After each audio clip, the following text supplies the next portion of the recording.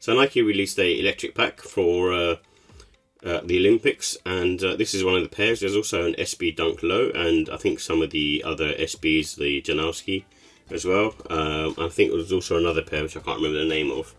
But I kind of like the way the colour scheming on these, and usually I'm a fan of sort of neutral colour scheming sneakers. And this one had similar to the SB Dunk Safari that's coming out in I think a week or so, or 2 weeks. And you know, I just kind of like that safari print. And then this one also has like these teal laces and this kind of orange inner lining.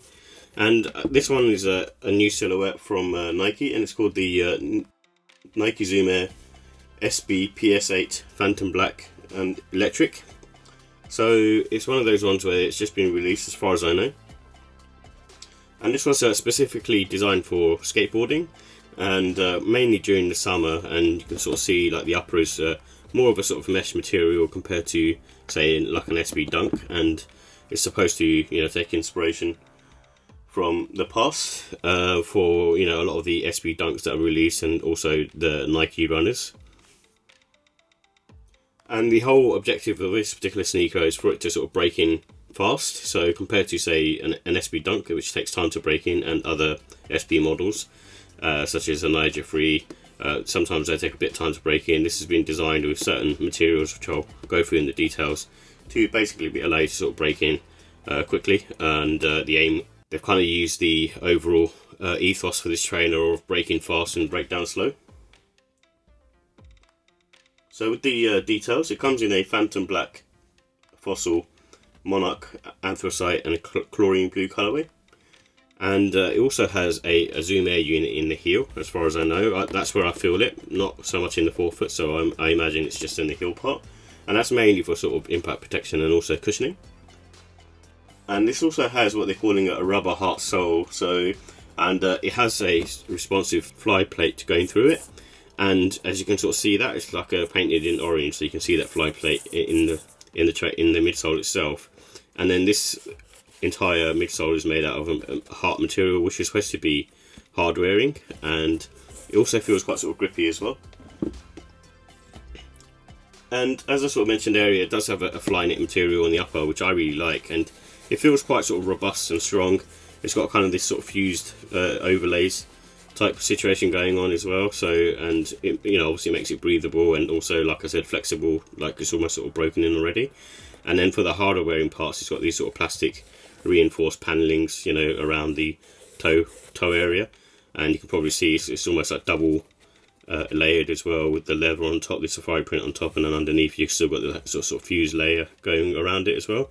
So they've tried to sort of work hard at, you know, basically making this particular shoe fit for skateboarding, especially during the sort of summer, springtime. And inside it has like these memory foam pods that you have with an SB Dunk as well. And it's all made up of all leather and synthetic materials. So synthetic materials is mainly the fly knit material, and these panels on the heel and the toe guard, and then also the swoosh, as far as I can see, is leather. With this one, the swoosh feels a bit synthetic-y, so I'm not sure if that's actually proper leather. And the price on these is 120, which is not too bad comparing it to sort of an SB Dunk. And just as I sort of described, the amount of tech that it has in there and the sort of future-proofing it does, you know, mean it's nice. So with the comfort and sizing, this is where it gets a bit strange, really. Compared to, say, an SB Dunk, that's quite sort of plush and quite sort of cushiony from the inside. Not to say that it's soft, but it's quite sort of on the medium to firm side. That's how I see SB Dunks. And this one is on the firm side, so when you put your foot on there, it's one of those ones where it kind of feels almost like a basketball sneaker. There's a little bit of give, but that's mainly from the Zoom Air unit in there. And the fly plate material that's been used as well, that's mainly for sort of responsiveness, so you should, like, you know, push your foot forward. So similar to, say, like a fuel cell technology from New Balance.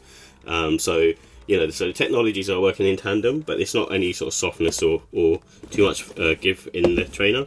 The insole providing most of that sort of soft cushiony feel, but overall the trainer is a very sort of firm sneaker, so don't go expecting it to be soft.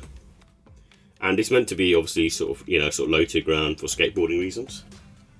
And this has a neutral arch support, which is most sort of skate shoes really, so, you know, to sort of keep you sort of flat on the ground. And you can sort of see inside it's got this sort of gusseted tongue going all the way down the sneaker, so it kind of sort of wraps you in, which is almost like a kind of sock-like feel. And as I sort of said earlier, there's no sort of wearing time with this, but they're pretty perfect out of the box. So for me, I didn't have any sort of issues with that. And I probably would have went true to size on these. I went half size up just in case, because it's a new silhouette, you never know with these things. And I think in hindsight, I probably would have been better off going true to size, because I think there's a little bit of room in the toe box, which my basically toe comes to about here with socks on. And if I didn't have, if I went for a sort of my actual size, which would have been a 7, UK 7, then I would probably toe would have been here, which I think would have been perfect. But at the same time, it does have a sort of narrow toe box, so that might sort of play into then kind of having issues here, which I do get a little bit of pressure on the side of this foot, but I'd imagine, once it sort of breaks in even more, it will feel better.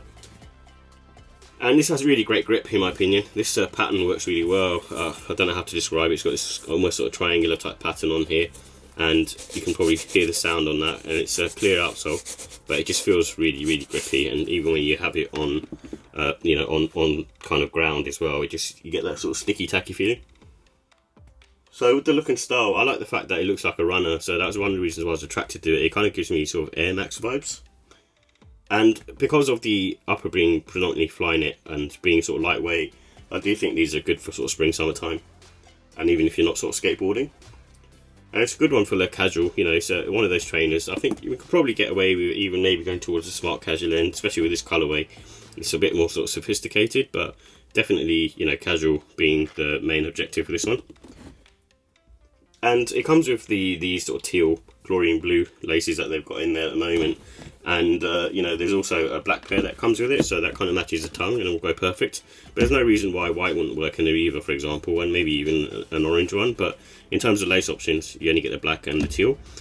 So what I would say, though, is you get two different lace options. And my only issue with using these loops is the sneaker tends to kind of have a little sort of warped look to it. So especially in the sort of tension points when you're kind of walking, you kind of get that, these kind of certain points of where you're putting your pressure, they kind of flap out a bit. So I think maybe going with the lace holes instead is probably the better option. So with the final thoughts, I like the Safari electric print. That's what kind of gravitated me towards the sneaker, and also because it looks like a runner. And I think it's got a great balance of tech in there as well. So considering it's a skateboarding sneaker, I think it fits the bill really. And I think because they use sort of newer tech, I like the fact that it's kind of almost like a one-up of an SB Dunk. And I also like the little mini swoosh detail. I'm a sucker for any kind of sort of mini swooshes, and this one is no exception. And it's quite cool that they've stuck it on there, and this seems to be more of an exclusive pack anyway. So with the cons, I think the comfort, obviously it's a skateboarding shoe, so you sit low to the ground. There's not going to be too much sort of soft cushioning on the midsole itself. But I wouldn't say it feels horrible. It kind of feels similar to an Adidas Fear of God Athletics basketball one. So your foot feels quite sort of secure in place and feels quite nice on feet, but don't expect softness. And I think the other thing is the narrow toe box. I'm not sure if I went true to size whether I would have issues with this, being so narrow at the top. So going up half size is fine. I have a bit of room and a little bit of heel slippage, but that can't be, that can be sort of remedied by just tightening up the laces a bit, and I think I should be good to go with that. So with the ratings, I give the look and style a 5 out of 5. I think with this particular sneaker, it's giving me, like I said, runner vibes. They've used a certain amount of tech in there, and it also just looks cool as well.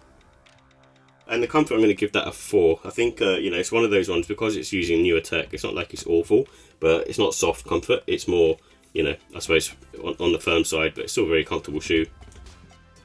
And the quality, I'd give that a 4. I think, the materials that I used on there is pretty much sort of spot on. It's got a good amount of tech in there. I don't think I can give it a 5. I think if I'd given it a 5, I'd just want it to be more softer, but then that defeats the purpose of it being a skateboarding shoe primarily. And the pricing, I'm going to give it a 5. I think the tech that's in there, and I think the SB line does well with their pricing anyway in general. I think they're using, sort of newer technology such as the Flyknit, the fly plate, a Zoom Air unit in there as well, and then, it's a completely new design. I kind of like that. And overall, I'm going to give the score a 4 out of 5. I think it's a really cool sneaker. I think, for me, it's obviously the letdown is the comfort. But if the comfort was, more plusher, then I think I'd give it a higher rating. But at the end of the day, it's a skateboarding shoe, and it's, you can use it for lifestyle, but it's the primary reason for this existing is it is a skateboarding shoe. So for that, if you're using it for skateboarding, I'd probably give it 5 out of 5, because of, I think it kind of serves its purpose of it being a skateboarding shoe. But I won't be wearing it in that instance because I'm not a skateboarder. But that's the reason I've given it a 4. But it's a very cool sneaker, and I think it's one of the better Nike products to release this year.